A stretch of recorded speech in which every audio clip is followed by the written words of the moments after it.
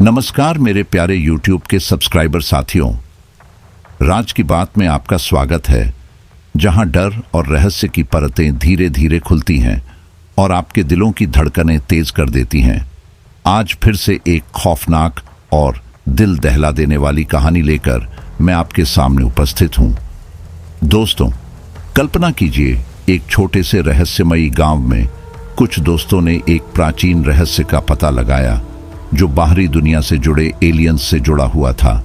एक वीरान किले में वे अजीब और चमकते हुए रूपों से सामना करते हैं, पत्थर की नर्तकियां और विचित्र प्राणी जो एक ब्रह्मांडीय रहस्य से जुड़े हैं।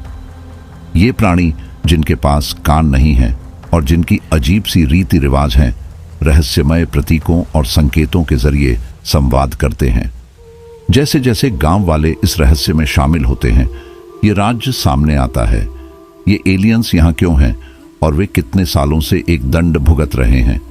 खतरा, दिलचस्पी और अद्भुत खुलासों से भरी यह कहानी आपको डर और रोमांच से भर देगी। क्या वे इस खतरनाक मुठभेड़ से बच पाएंगे या कुछ और रहस्यमय चीज का सामना करेंगे? आइए इस दिलचस्प यात्रा पर निकलते हैं और इसका पता लगाते हैं। कहानी को शुरू से अंत तक सुनिएगा। डर और खौफ का एहसास होने वाला है दोस्तों। अगर आपका दिल कमजोर है या आपको ज्यादा डर लगता है तो कहानी को बिल्कुल अकेले न सुने। तो चलिए अब यह कहानी मेरी जुबानी सुनते हैं। कहानी शुरू करने से पहले अगर आप हमारे साथ नए जुड़े हैं तो चैनल को सब्सक्राइब करके बेल आइकॉन को ऑन कर लीजिए ताकि हमारी हर अगली कहानी सीधे आप तक पहुंच सके। और अब बिना किसी देरी के चलिए आज की इस खौफनाक कहानी की शुरुआत करते हैं।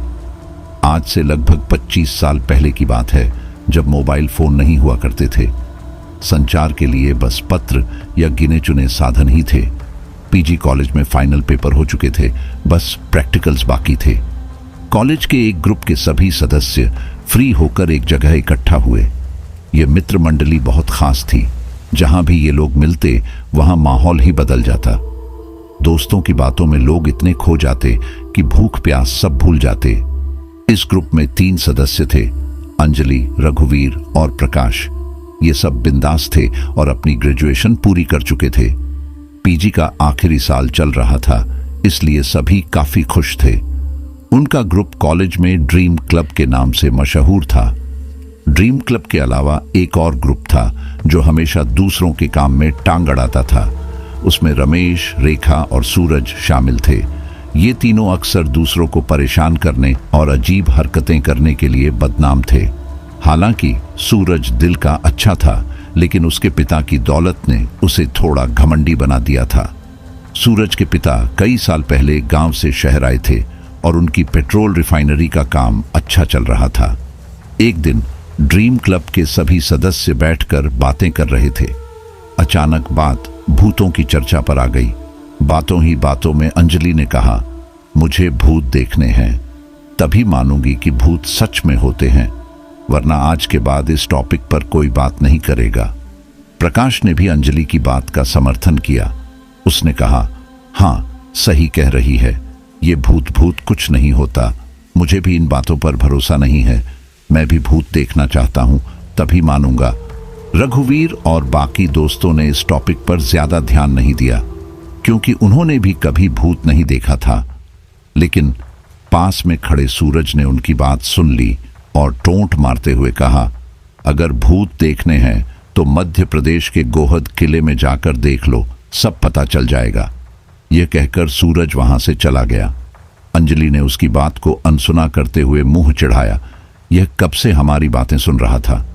प्रकाश ने कहा, जाने दो, क्यों उससे मुंह लगना। लेकिन अब अंजलि और प्रकाश के मन में गोहद के किले को लेकर जिज्ञासा बढ़ गई थी। यह गोहद का किले के बारे में क्या वह सच कह रहा था? क्या सच में वहां भूत हैं? क्या हम भूत देख सकते हैं? रघुवीर चुपचाप प्रकाश और अंजलि की बातें सुन रहा था। उसने कहा, क्यों ना हम लोग भी गोहद चलें? प्रकाश ने कहा, मुझे लगता है हम सूरज के बिना वहां नहीं जा पाएंगे। वह गोहद का रहने वाला है। उसने मुझे बताया था कि उसके पापा वहां से भागकर शहर आए थे और अब वहां कोई नहीं रहता। अंजलि और प्रकाश ने सूरज से दोस्ती करने का नाटक किया। रघुवीर ने भी अपनी दोस्त बनाने की कला का इस्तेमाल किया। उसने सूरज से कहा, यार हमें गोहद का किला देखना है, क्या तू हमारी मदद करेगा? सूरज ने पहले मना कर दिया। तुम पागल हो गए हो क्या? मेरे पापा कभी मुझे वहां जाने नहीं देंगे। उन्होंने हमें वहां से भागकर शहर में बसाया है। लेकिन अंजलि और प्रकाश ने उसे मना ही लिया। सूरज के पापा से अनुमति लेना बाकी था। अगले दिन सभी ने मिलकर सूरज के पापा से बात की। रेखा ने भी अपनी तरफ से काफी कोशिश की। सूरज के पापा थोड़े मान गए, लेकिन उन्होंने कुछ सख्त हिदायतें दी। फिर उन्होंने जो कहा उस पर ध्यान देने की जरूरत थी। सूरज के पापा ने कहा, देखो तुम लोग अगर जिद कर रहे हो तो मैं तुम्हें कुछ बातें बताता हूं, इन्हें हमेशा याद रखना। 1, कभी भी पीछे मुड़कर मत देखना, चाहे किसी की भी आवाज आए, भले ही तुम्हें तुम्हारा दोस्त ही क्यों न बुलाए। 2, सफेद रंग का इस्तेमाल खतरे के समय ही करना, जैसे सफेद चादर का इस्तेमाल करके तुम खतरे से बच सकते हो। 3, कभी अकेले मत रहना। 4, रात में किसी भी अजीब चीज को देखकर मत हंसना। ये बातें मैंने तुम्हें बता दी हैं, इनका पालन करना। मुझे याद है वहां किसी की मौत नहीं हुई थी, लेकिन लोग वहां से भाग आए थे। मैं भी उनमें से एक था। अब शायद कुछ ही लोग वहां रहते हैं। ये कहते हुए सूरज के पापा कुछ व्याकुल हो गए। उन्होंने आगे कहा, मेरे पापा यानी तुम्हारे दादाजी की कुछ यादें और उनकी लिखी हुई किताबें वहां रह गई थीं। अगर वे मिल जाएं तो उन्हें साथ लेते आना। सभी ने गोहद जाने की तैयारी शुरू कर दी। सूरज काफी अमीर था, इसलिए वह अपने पापा की जीप ले जाने के लिए भी तैयार हो गया। अगले दिन सुबह सभी ने 9 बजे सूरज के घर पहुंचने का फैसला किया। सभी ने अपने अपने घर पर कॉलेज टूर का बहाना बना दिया। चूंकि वे पीजी में रहते थे, इसलिए घर वालों ने ज्यादा सवाल नहीं किए। सुबह 9 बजते ही थे। जब कोई नहीं पहुंचा तो सूरज ने सोचा कि सब डर गए होंगे और कोई नहीं आएगा। तभी उसे रघुवीर आता हुआ दिखा। सूरज बोला, साले तू तो बहुत बोल रहा था कि सबको भूत देखना है, अब कहां गए सब? रघुवीर हंसते हुए बोला, डर के मारे कोई नहीं आया। सूरज अभी बोल ही रहा था कि तभी अंजलि वहां पहुंच गई। सूरज के ग्रुप से कोई नहीं आया था। रघुवीर ने चुटकी लेते हुए कहा, तुम्हारे साथ कौन है? काफी देर तक और कोई नहीं आया तो तीनों ने फैसला किया कि वे अकेले ही गोहद चलेंगे। उन्होंने निर्णय लिया कि चाहे जो हो जाए वे किले में एक रात रुकेंगे। सूरज ने जीप चालू की, तीनों उसमें बैठ गए। तभी कुछ दूर से रेखा ने आवाज लगाई, मुझे कहां छोड़कर जा रहे हो? उसे देखकर सभी हंसने लगे। वह एक बड़ा सा बैग लिए हुए थी। रघुवीर ने अंजलि के कान में कहा, यह बैग लेकर क्या यहां रहने आई है? दोनों जोर जोर से हंसने लगे। 3-4 घंटे के सफर के बाद वे गोहद की सीमा में घुस गए। दोपहर के लगभग 2 बज चुके थे। तेज धूप थी और आसपास कोई इंसान नजर नहीं आ रहा था। जीप की आवाज सुनकर कुछ बच्चे बाहर निकलकर देखने लगे।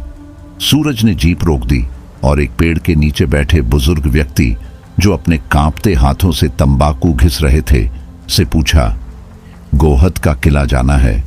बुजुर्ग ने सूरज की आंखों में आंखें डालकर अपनी भाषा में कहा, काहे जाना है? तभी जीप में बैठे रघुवीर ने मजाक में कहा, भूत से मिलना था। बुजुर्ग ये सुनकर समझ गए कि यह जरूर कुटिल वृत्ति वाला व्यक्ति है। उन्होंने गुस्से में मुंह फुलाते हुए हाथ का इशारा किया। उनकी दिशा में जीप आगे बढ़ गई। गांव को पार करने के बाद उन्हें एक पहाड़ी दिखी जिस पर किला बना हुआ था। उसे देखकर सभी के दिलों में भय उमड़ आया। सूरज ने जीप पहाड़ी पर चढ़ाने की कोशिश की, लेकिन पत्थरीला रास्ता होने के कारण जीप आगे नहीं बढ़ पाई। अब उन्हें किले तक पहुंचने के लिए आगे का रास्ता पैदल तय करना था। सूरज ने अपनी कलाई पर बंधी घड़ी देखी। समय था लगभग 4 बजे। उसने कहा, मुझे लगता है अब हमें किले पर चढ़ाई नहीं करनी चाहिए। चूंकि सूरज गांव का ही व्यक्ति था, दोस्तों ने उसकी बात मानने की सोची। लेकिन तभी रेखा ने कहा, तुम लोग यहां भूत देखने आए हो या इस किले को देखने? अगर हमें भूत या कुछ भी देखना है तो हमें इस किले तक चलना ही पड़ेगा। रेखा की बात पर अंजलि ने भी हामी भर दी। हालांकि वह डरते हुए बोली, मुझे तो बहुत डर लग रहा है, मेरी हार्ट बीट बहुत तेज हो रही है। डराने के लिए रघुवीर ने कहा, तो फिर यहां क्यों आई थी? सभी हंसते हुए किले की ओर चढ़ाई करने लगे। चढ़ाई करते हुए रेखा ने शरारत में रघुवीर की पीठ पर हल्के से हाथ रख दिया। रघुवीर जोर से चिल्लाया, ओ मम्मी! सभी हंसने लगे, लेकिन जैसे जैसे वे किले के पास पहुंचे उन्हें ऐसा लगा कि उनके पीछे कोई चल रहा है। अंजलि ने पीछे मुड़कर देखने की कोशिश की, तभी सूरज ने उसे रोका और कहा, पापा ने क्या कहा था, भूल गई क्या? पीछे मुड़कर मत देखना। अंजलि ने सिर हिलाया और सूरज की बात मानी। शाम के 6 बज चुके थे। सभी ने एक पेड़ के नीचे आराम करने का सोचा। तभी रेखा के पास से एक उल्लू उड़ गया और वह जोर से चिल्लाई, ओह! लेकिन इस बार कोई नहीं हंसा। उल्लू को देखकर सबके दिलों में डर भर गया। थोड़ा आराम करने के बाद सभी किले की ओर बढ़े। वे थक चुके थे, इसलिए उन्होंने फिर से आराम किया। सूरज ने कहा, मुझे लगता है अब हमें खाना खा लेना चाहिए। यह गांव है, जल्दी रात हो जाएगी। सभी ने अपने अपने लंच बॉक्स निकाले और खाना खाया। फिर रेखा ने अपने बैग से एक बेडशीट निकाली। सभी उस पर लेट गए। रघुवीर अकेले घूमने निकल गया। रात हो चुकी थी। वह किले के एक अंधेरे कमरे के पास गया और दरवाजे से झांकने लगा। तभी अंदर से एक बिना हाथ वाला आदमी दौड़ता हुआ बाहर आया। उसके पीछे चमगादड़ों का बड़ा समूह था। वह आदमी काले रंग का था और बहुत तेज दौड़ रहा था। जैसे ही रघुवीर ने उस बिना हाथ वाले आदमी को देखा, वह डर के मारे विपरीत दिशा में भागने लगा। लेकिन उसके पीछे से एक रोने की आवाज आ रही थी। उसने जैसे ही पीछे मुड़कर देखा, उसकी गर्दन वहीं अटक गई। वहीं बिना हाथ वाला आदमी जोर जोर से हंसते हुए कह रहा था, पीछे क्यों देखा, पीछे क्यों देखा? रघुवीर के मुंह से खून निकलने लगा। उसका पूरा शरीर कांप रहा था। सभी ने रघुवीर को लेटे हुए कांपते देखा। तभी रेखा ने उसे हिलाकर आवाज दी, रघुवीर! रघुवीर! रघुवीर अचानक नींद से उठा और जोर से चिल्लाने लगा। कुछ देर बाद वह नॉर्मल हुआ और उसने बताया, मैंने बहुत डरावना सपना देखा। यह सुनकर सभी उसकी ओर देखने लगे और हंसने लगे। अब किसी को नींद नहीं आ रही थी, इसलिए उन्होंने किले के अंदर जाने का निर्णय लिया। सभी किले के मुख्य द्वार से अंदर प्रवेश कर गए। किले में लगभग खंडहर जैसे कमरे बने हुए थे। उनके हाथ में टॉर्च थी। जैसे ही सूरज ने टॉर्च का प्रकाश एक कमरे के अंदर डाला, उन्हें वहां कई चमगादड़ लटके हुए दिखाई दिए। इसके अलावा एक कोने में फटा हुआ कंबल पड़ा था, जो ऐसा लग रहा था जैसे किसी ने उसे ओढ़ रखा हो। उस कंबल की ऊंचाई कुछ ज्यादा नहीं थी, लेकिन ऐसा महसूस हो रहा था कि उसके नीचे कुछ है। किसी में भी उसे उठाने की हिम्मत नहीं थी। हालांकि कंबल में कोई हरकत नहीं हो रही थी। रघुवीर और अंजलि डर से कांप रहे थे। तभी सूरज बाहर निकला और एक सूखी लकड़ी लेकर आया। उसने उस लकड़ी से कंबल को उठाने की कोशिश की। सभी की धड़कनें तेज हो चुकी थीं। जैसे ही कंबल उठा, एक तेज प्रकाश हुआ। अचानक सभी की टॉर्च बंद हो गई। अंधेरा छा गया। दोनों लड़कियां जोर जोर से चीखने लगीं। अंजलि डर के मारे सूरज से लिपट गई। वहीं रघुवीर रेखा से लिपटकर रोने लगा। लेकिन जब सबको महसूस हुआ कि उन्होंने गलती से एक दूसरे को गले लगा लिया है, तो वे और डर गए। अब उन्हें न तो बाहर का रास्ता दिखाई दे रहा था और न ही अंदर कुछ समझ में आ रहा था। रेखा ने अपने बैग से एक रेडियम का छल्ला निकाला। उससे थोड़ा सा प्रकाश हुआ। अब वे एक दूसरे के हाथ पकड़कर आगे बढ़ने लगे।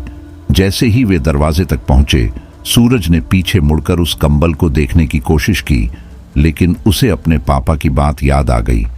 सभी सोचने लगे, आखिर उस कंबल के नीचे था क्या? वे दरवाजे से बाहर निकलकर आगे बढ़े ही थे कि उन्हें कुछ फुसफुसाहट सुनाई दी। आवाजें धीरे धीरे बढ़ रही थीं। ऐसा लग रहा था जैसे कोई उनके कमरे से निकलकर दूसरे कमरे में जा रहा हो। सूरज ने सबको इशारा किया और होठों पर उंगली रखकर कहा, बिल्कुल चुप रहो, कोई आवाज मत करो। चारों बिना आवाज किए दबे पांव उस दिशा में बढ़ने लगे। सूरज ने सुझाव दिया कि मुख्य दरवाजे से अंदर जाने के बजाय खिड़की या रोशनदान से झांका जाए। तभी रघुवीर ने खिड़की की ओर इशारा किया। चारों खिड़की के पास पहुंचे। उनमें से कोई भी अंदर झांकने की हिम्मत नहीं कर पा रहा था, लेकिन आखिरकार उन्होंने खिड़की से झांक कर देखा। कमरे के अंदर 2 पत्थर की मूर्तियां बनी हुई थीं। वे आपस में बातें कर रही थीं। उनकी आवाज अस्पष्ट थी और उनकी भाषा समझ में नहीं आ रही थी। उनके हाथ धीरे धीरे हिल रहे थे, मानो वे अपने भाव व्यक्त कर रहे हों। अचानक वे जोर जोर से तालियां बजाने लगीं और हंसने लगीं। यह देखकर चारों कांपने लगे। तभी मूर्तियां किसी बात पर आपस में झगड़ने लगीं और हाथापाई करने लगीं। रघुवीर के पैर डर से कांपने लगे। रेखा डर कर पीछे हट गई। अंजलि ने सूरज का हाथ कसकर पकड़ लिया। सूरज ने इशारे से सभी को चुप रहने और शांत रहने का संकेत दिया। अब चारों दूसरे कमरे में देखने के लिए बढ़ने लगे। उन्होंने दीवार पर 2 आकृतियां बनी हुई देखी। धीरे धीरे वे एक और कमरे में देखने की कोशिश करने लगे। दूसरे कमरे में उन्होंने देखा कि दीवार पर 2 आकृतियां बनी हुई थीं, एक पुरुष और एक महिला। वे आकृतियां धीरे धीरे उभर कर सामने आने लगीं। पुरुष आकृति ने अचानक एक हाथ ऊपर उठाया, जिससे उस कमरे में हल्का गुलाबी प्रकाश फैल गया। हल्के गुलाबी प्रकाश में वे दोनों आकृतियां नृत्य करने लगीं। उनका नृत्य बड़ा मोहक था, परंतु यह नृत्य चारों को डराने के लिए काफी था। वे वहां से धीरे धीरे निकलने ही वाले थे कि रघुवीर का पैर फिसल गया और वह जमीन पर गिर पड़ा। उसकी गिरने की आवाज के साथ ही वह प्रकाश गायब हो गया। रेखा को अचानक सूरज के पापा की बात याद आ गई। यह सोचते हुए वे सभी जल्दी जल्दी चलने लगे। रघुवीर सबसे पीछे रह गया था। सभी भाग रहे थे कि अचानक रघुवीर को सूरज की आवाज सुनाई दी। रघुवीर, रुक जा, मैं तेरे पीछे ही हूं। रघुवीर ने जैसे ही पीछे देखा, वह पत्थर की मूर्ति उछलकर उसके सिर पर आ गिरी। मूर्ति का वार इतना जबरदस्त था कि रघुवीर वहीं बेहोश हो गया। जब तीनों ने पीछे मुड़कर देखा तो रघुवीर वहां बेहोश पड़ा था। सूरज ने उसे अपनी पीठ पर लाद लिया और सभी जल्दी जल्दी भागने लगे। तभी पीछे से आवाज आई, अरे सूरज, मैं भी आ रहा हूं। यह आवाज रघुवीर की थी। अगर रघुवीर की आवाज आ रही थी तो सूरज ने अपनी पीठ पर किसे लाद रखा था। जब सूरज ने अपनी पीठ पर लदे रघुवीर को देखा तो वह पत्थर की मूर्ति में बदल चुका था। वह मूर्ति हंसते हुए उन्हें घूर रही थी। सूरज ने डरकर उसे अपनी पीठ से नीचे फेंक दिया। अंजलि जोर जोर से रोने लगी, मुझे यहां से ले चलो, मुझे यहां से ले चलो। सूरज ने उसे दिलासा दिया और कहा, पहले रघुवीर को ढूंढते हैं, फिर सब ठीक हो जाएगा। रेखा को सूरज के पापा की बात याद आई। उसने अपने बैग से सफेद चादर निकाली और उसे ओढ़ लिया। अंजलि और सूरज भी एक चादर में आ गए, जबकि रेखा अलग चादर में थी। टॉर्च की हल्की रोशनी में वे रघुवीर को ढूंढने लगे। तभी पीछे से रघुवीर की आवाज आई, मैं यहां हूं, तुम लोग मुझे छोड़कर कहां चले गए थे। यह सुनते ही तीनों शांत हो गए। वे जानते थे कि पीछे मुड़कर देखना मतलब मौत को बुलावा देना। रघुवीर को ढूंढते हुए वे तीनों एक शांत और एकांत कमरे में पहुंच गए। रेखा ने अपनी टॉर्च जलाई। उसकी रोशनी एक मटके पर पड़ी। यह मटका मिट्टी का था और उल्टा रखा हुआ था। रेखा ने देखा कि पास ही रखे एक सीधा मटका खुद ब खुद खिसक रहा था। वह उल्टा होने की कोशिश कर रहा था, लेकिन सफल नहीं हो पा रहा था। आखिरकार वह खुद सीधा हो गया। तीनों ने यह दृश्य देखा और डर से सिहर उठे।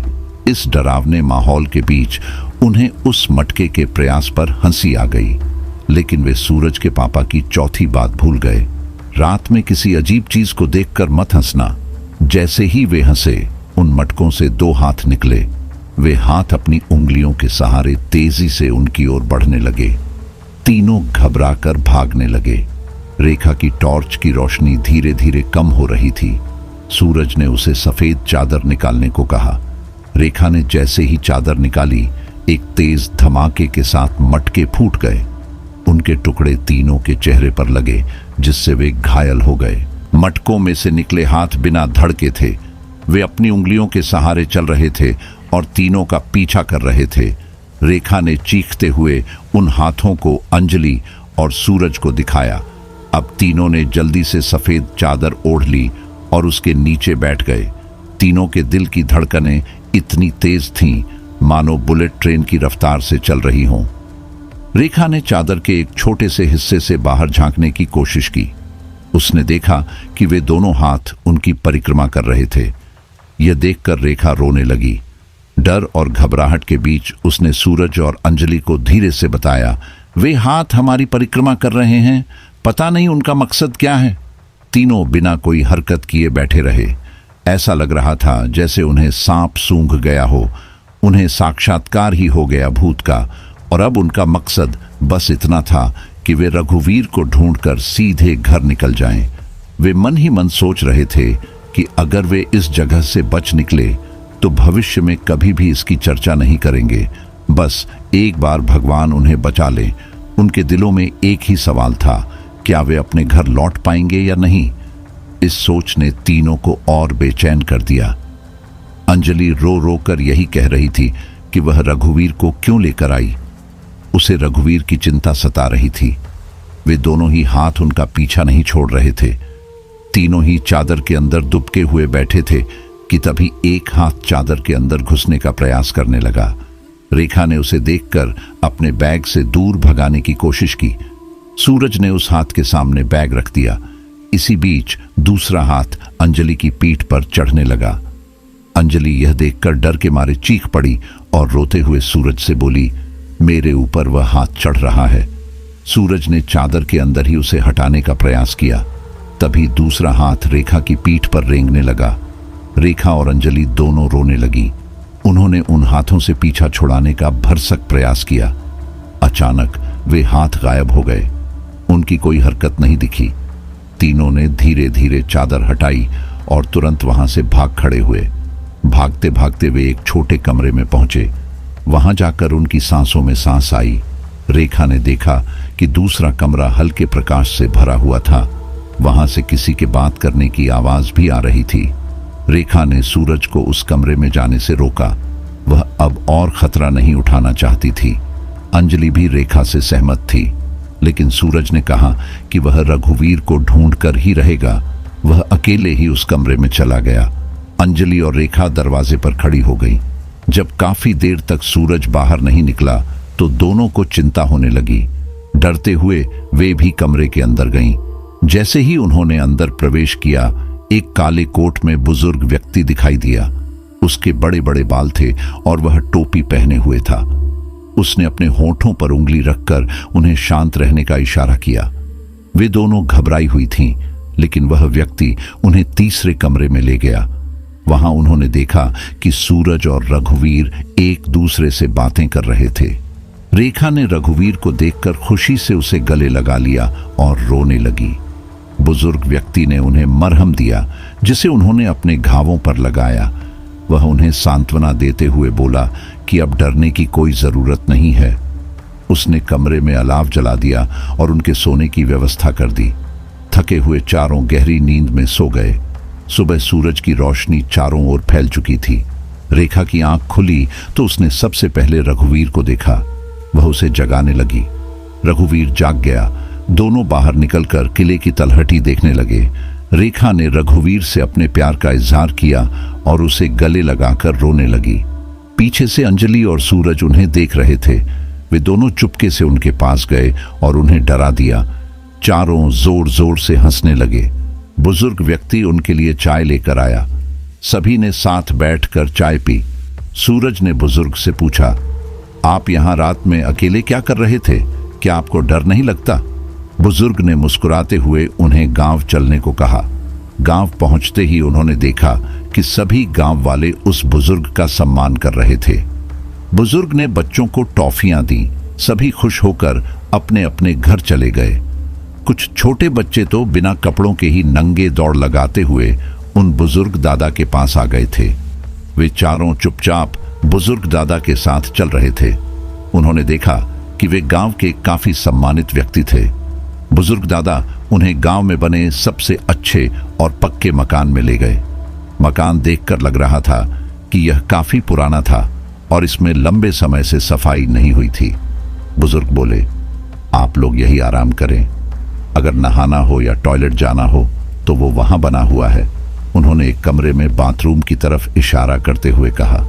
सूरज ने कहा, सर आप परेशान मत होइए, हम बस अभी निकल ही रहे हैं। खाना हम रास्ते में ही कहीं खा लेंगे। बुजुर्ग व्यक्ति ने कहा, तुम यहीं रुको, मैं तुम्हारे खाने का इंतजाम करता हूं। और फिर वे चले गए। रेखा ने थैंक गॉड कहते हुए बाथरूम का रुख किया। अंजलि उसके बाहर निकलने का इंतजार करने लगी। सूरज और रघुवीर भी फ्रेश हो चुके थे। सभी इकट्ठा होकर घर देखने लगे। घर में काफी बड़े बड़े कमरे थे। अंजलि ने कहा, क्यों ना हम घर की साफ सफाई कर दें, आखिर उन अंकल ने हमारी मदद की है। सभी ने झाड़ू ढूंढी और घर की सफाई में लग गए।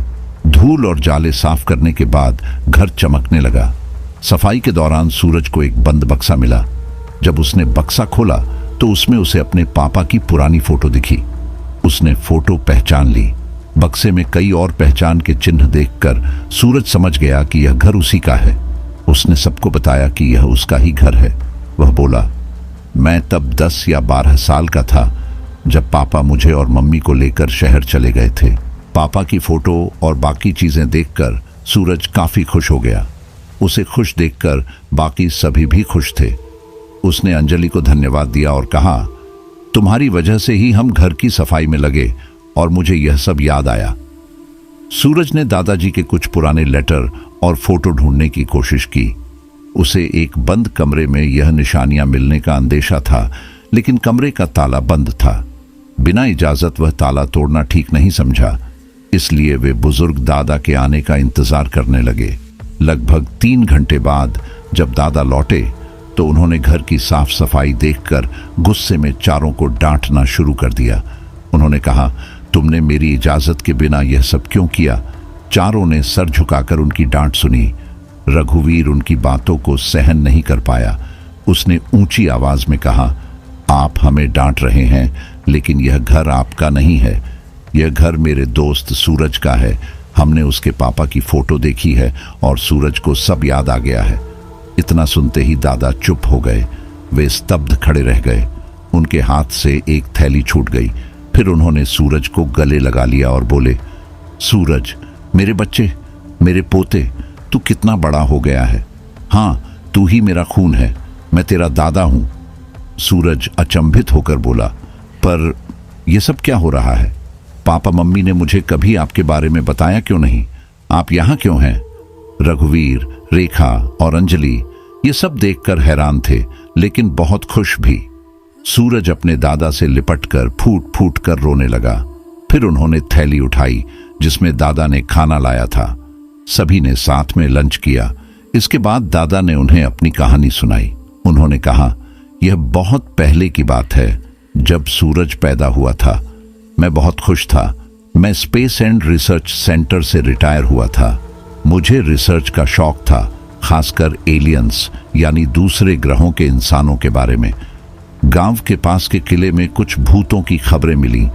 असल में वे भूत नहीं बल्कि एलियंस थे।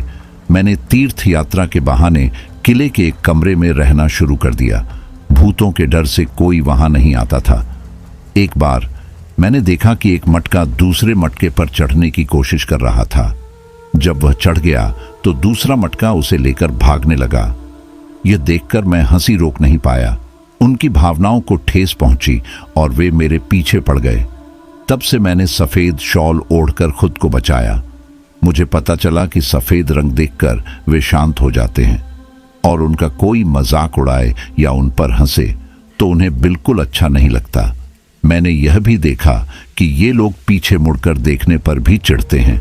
इसका एहसास मुझे जब हुआ, एक दिन रात में मैं एक कमरे में छुपकर देख रहा था। मैंने देखा कि पत्थर की 2 नर्तकियां जो दीवार पर बनी हुई थीं, उभर कर सामने आ गईं और वे नृत्य करने लगीं। कुछ देर बाद वे उसी दीवार में समा गईं। मैं आगे बढ़ा ही था कि पीछे से मुझे किसी ध्वनि की आवाज आई।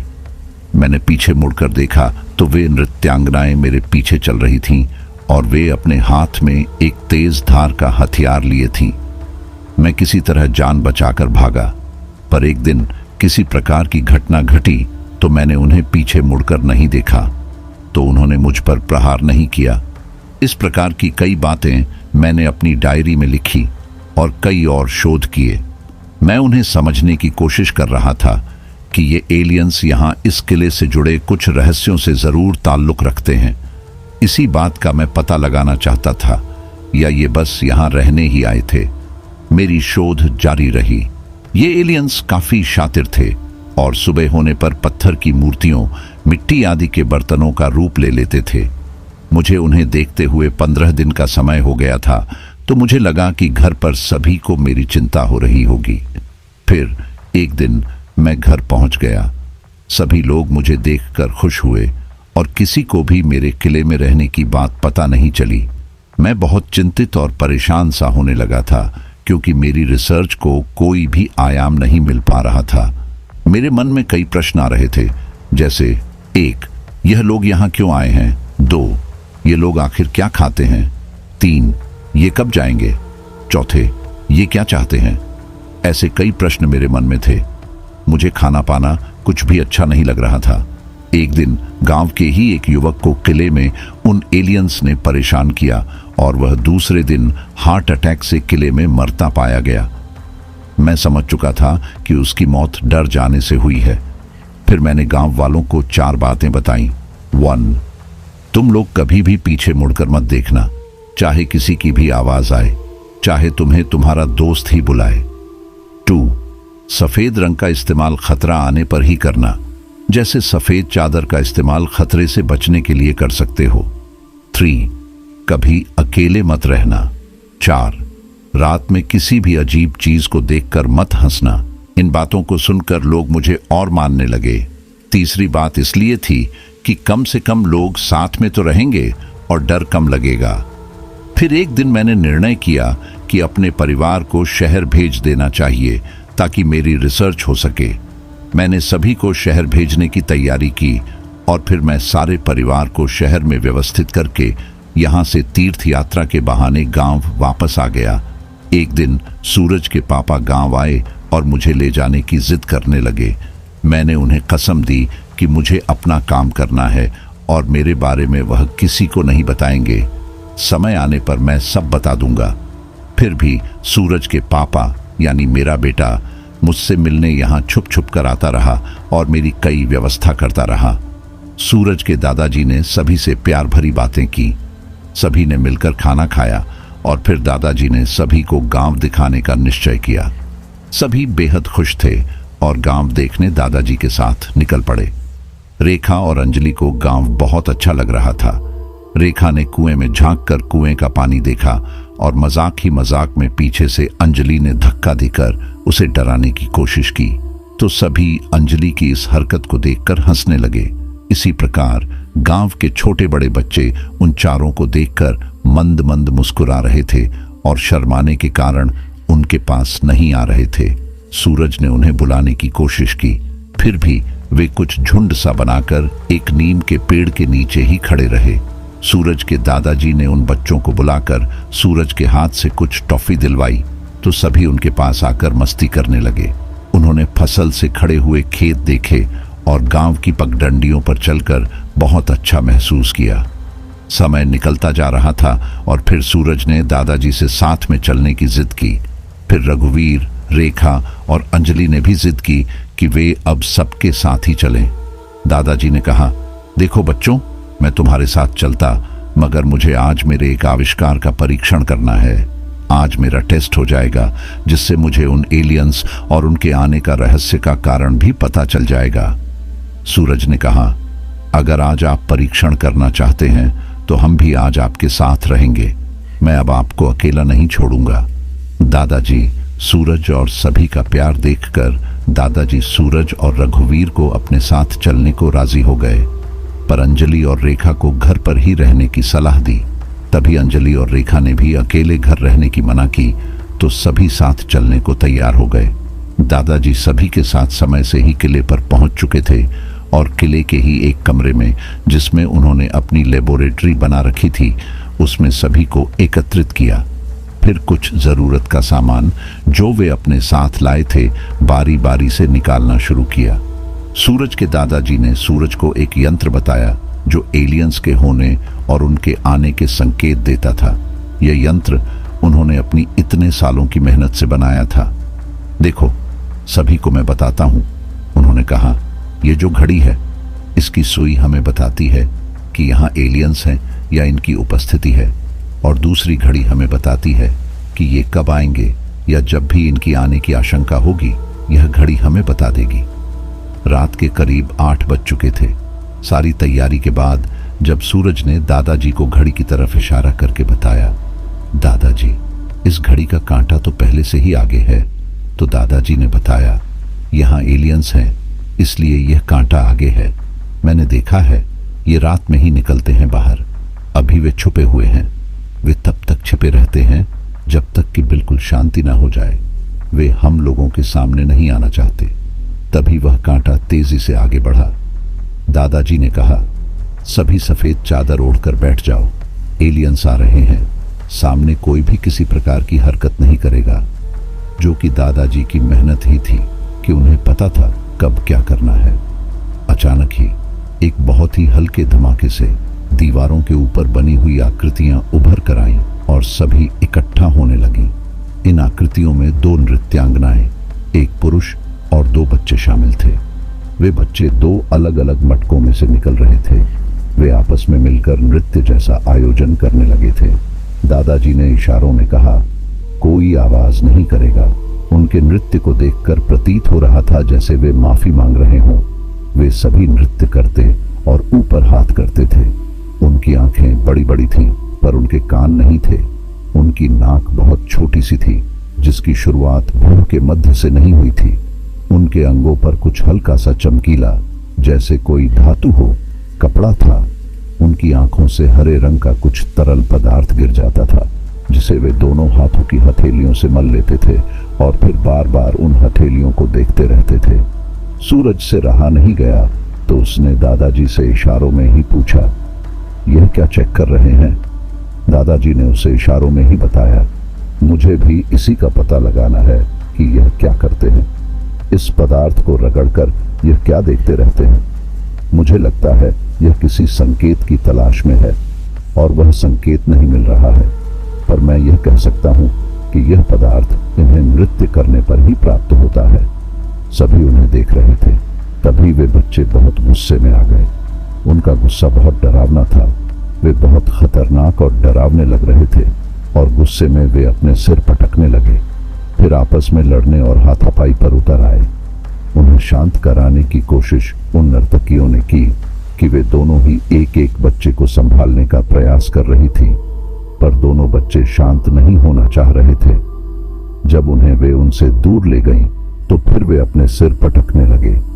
देखकर ऐसा प्रतीत हो रहा था जैसे अब वे जीने की आस छोड़ चुके थे। उन्हें इस प्रकार गुस्से में देखकर वे नर्तक भी आपस में लड़ने झगड़ने लगी। उन्हें लड़ते देखकर रेखा और अंजलि बहुत घबरा गईं और वे रोने लगी। दादाजी ने उन्हें बिल्कुल आवाज न करने की हिदायत दी। फिर वे दोनों ही अपने मुंह पर हाथ रखकर धीरे धीरे बिना आवाज के आंसू गिराने लगी। नर्तक आपस में कुछ बातें कर रही थीं, जिसकी आवाज ऐसी थी जैसे किसी गूंगे की आवाज निकलती है। वे आपस में बोलते बोलते हाथापाई पर उतर आईं और फिर दोनों बच्चे भी आपस में लड़ने लगे। साफ देखा जा सकता था कि वे किसी बात पर लड़ रहे थे। उन सभी को लड़ते देखकर पुरुष आकृति उन्हें ना समझाते हुए अपने सिर को ही पटकने लगा। उसे भी क्रोध आ गया और फिर वह दीवार से अपने आप को घायल करने लगा। नर्तक और बच्चे शांत हुए उसे देखकर, पर फिर पुरुष ने अपना क्रोध शांत नहीं किया और वह जमीन पर गिर गया। सभी उसके आसपास बैठकर विलाप करने लगे। थोड़े से विलाप के बाद वे सभी सिर पटककर मरने को तैयार थे कि दादाजी के पहले यंत्र का कांटा तेजी से आगे बढ़ा। आसमान में दूर से आते प्रकाश के साथ ही उन्हें एक उड़न तश्तरी दिखाई दी। बहुत तेज प्रकाश के साथ वह उड़न तश्तरी किले की ओर ही आ रही थी। उसे देखकर वे सभी खुश हो गए और फिर से उसकी आवाज सुनकर नृत्य करने लगे। और फिर उनकी आंखों से वही हरे रंग का पदार्थ निकला जिसे उन्होंने अपने हाथों से रगड़ा और उन्होंने उस पदार्थ को देखा तो वह चमक रहा था। उसकी चमक बढ़ती जा रही थी और बढ़ती जा रही थी। दादाजी के घड़ी की सुई वह उड़न तश्तरी किले के ऊपर आकर रुक गई और फिर एक बहुत ही तेज प्रकाश के साथ उस तश्तरी का दरवाजा खुला। उस प्रकाश में वे सभी प्रवेश कर गए। दादाजी और चारों की आंखें उस प्रकाश को नहीं देख सकी और फिर अचानक ही वह उड़न तश्तरी कहीं आकाश में लुप्त हो गई। क्यों आए थे वे यहाँ, और क्या वे इस पृथ्वी ग्रह को जानते थे? क्या कारण था? वे सभी अपनी आंखों को खोलकर देखने का प्रयास करते रहे और सभी उस उड़न तश्तरी में बैठकर चले गए। दादाजी के यंत्र का कांटा नीचे हो चुका था और फिर सभी उस चकाचौंध के बाद अंधेरे में टॉर्च लेकर देखने की कोशिश करने लगे। दादाजी ने देखा जमीन पर उसी चमकीले पदार्थ से कुछ चित्रकारी और उस चित्रकारी में कलाकृतियां बनी हुई थी। उन कलाकृतियों को देखकर लग रहा था जैसे एक कहानी बन रही थी। दादाजी वहीं टॉर्च लेकर एक कागज पर उन कलाकृतियों को और उस चित्रकारी की नकल करने लगे और हूबहू उसी प्रकार बनाने लगे। उन्होंने देखा वह चित्र धीरे धीरे गायब होने लगे और दादाजी की चिंता बढ़ने लगी। दादाजी को परेशान देखकर सूरज ने तीनों को जल्दी से कहा, तुम लोग भी जल्दी जल्दी दादाजी की मदद करो। सूरज और रघुवीर ने बीच से और अंजलि और रेखा ने उन्हें पीछे से बनाना शुरू किया। वे जल्दी जल्दी नकल करने लगे। उन सभी के हाथ कांप रहे थे। एक तो उड़न तश्तरी का डर और एक और अनसुलझे रहस्य, और फिर कहीं कुछ हो ना जाए इन चित्रकारी को नकल करने में। पर उन्होंने इस काम को करने में साहस दिखाया और सभी के चित्र बनकर तैयार हो गए। वह चित्र कहीं लुप्त हो गए और दादाजी उन सभी को जोड़कर यह जानने का प्रयत्न करने लगे कि आखिर क्या कहानी बन रही है और यह माजरा था क्या। दादाजी ने सभी चित्रों को जोड़ा ही था कि जैसे ही उन्होंने सबको जोड़ा, कुछ सुनहरे अक्षर उन्हें दिखाई देने लगे। दादाजी उन्हें पढ़ रहे थे और उनसे लिखा गया, मैं अपने ग्रह का प्रधान हूं। यहां से बहुत दूर मेरा ग्रह है। आपको मैंने बहुत समय तक देखा और जाना कि आप हम लोगों को समझने का प्रयास कर रहे थे। मैं आपको बताना चाहूंगा कि मेरे द्वारा उस ग्रह पर एक पाप किया गया जिसका प्रायश्चित करने के लिए मुझे यहां भेजा गया। मेरे पिता और मेरी प्रजा द्वारा मेरे ग्रह पर प्यार के लिए तो स्थान है, पर पृथ्वी ग्रह जैसे मनुष्यों की तरह बच्चे पैदा करने की परंपरा नहीं है। हमारे यहाँ यह एक पाप है। इसी का प्रायश्चित मुझे करना था। मुझे दंड दिया गया और वह दंड था पृथ्वी ग्रह पर। बस जब तक प्रायश्चित ना हो जाए, और प्रायश्चित होने पर वे मुझे खुद ही बुला लेंगे। उस सजा का एक नियम यह भी था कि हमें न तो किसी से बात करने की इजाजत थी और ही पृथ्वी पर सबके सामने आने की। हम कभी दिन में नहीं निकलते थे और हर रोज रात में अपनी सजा पूरी होने का इंतजार करते थे। हाथों को रगड़ने और उसमें से प्रकाश होने का कारण भी यही था कि अगर प्रकाश हुआ तो वे हमें लेने आ रहे हैं।